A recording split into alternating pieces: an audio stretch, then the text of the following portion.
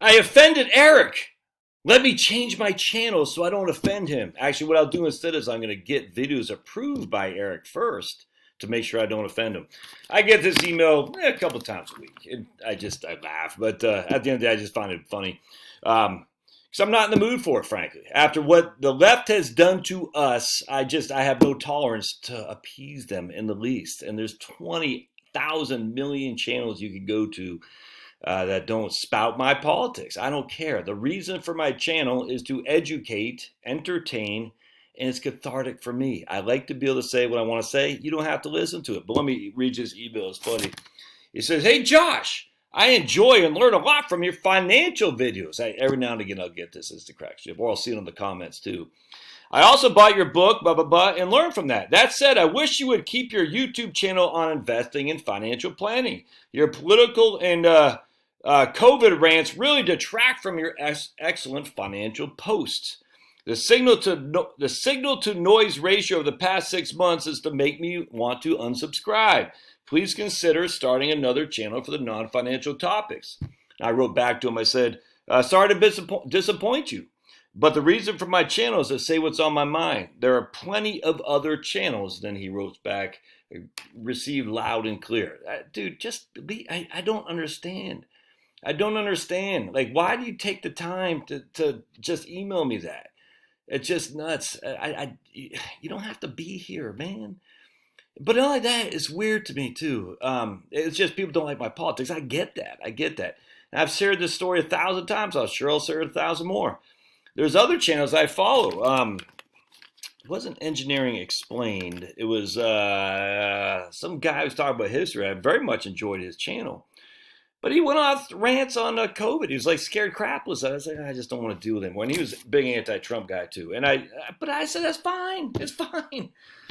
I said, I don't watch his channel anymore. I unsubscribed. It's disappointing. Well, there's 28 million channels out there to follow. But I mean, to be perfectly honest with you, it's okay.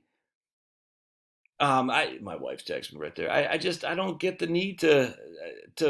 I need it my way, or else I'm gonna have to unsubscribe. To just do it, man. I don't care. For me, the channel, and let's just talk from a business perspective. And I've said this 1,000 times. I wish more conservatives would hear this, because I think a lot of conservatives feel they need to be all encompassing to all people. Yeah, it depends on what your line of work is. I get that. But for me, as just a sole proprietor, I mean, I only have so many hours in the day to appeal to people. So for me, it's self-selective. People on the right will choose me more so simply because I'm upfront with my politics. That's just a fact. They're going to look at two guys and they're going to say, one touts his love of Jesus and he touts his love of America and he touts his right-wing perspective. One, I don't know where he lay, but I'm going to go with the one who's more like me. It's a business perspective too, folks. Don't you see? You're creating loyalty. And this is what I want a lot of people who start content, a lot of people who do businesses. I'm telling you, man, don't be afraid to get in the weeds, because it does build loyalty for sure.